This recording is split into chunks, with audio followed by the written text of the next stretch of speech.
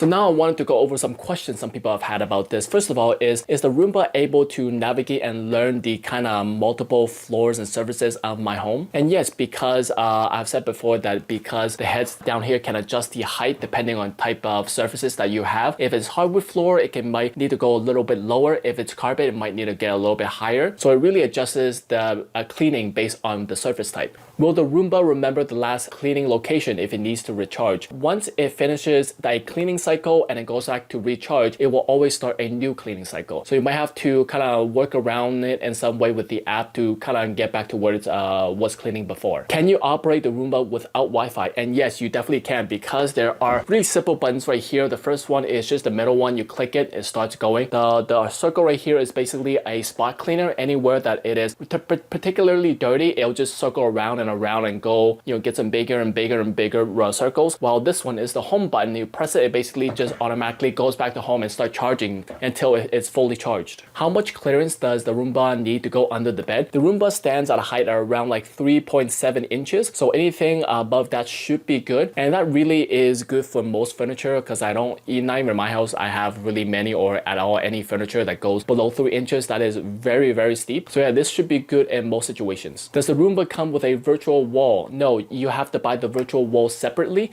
if you do want that, but it by itself does not come with it.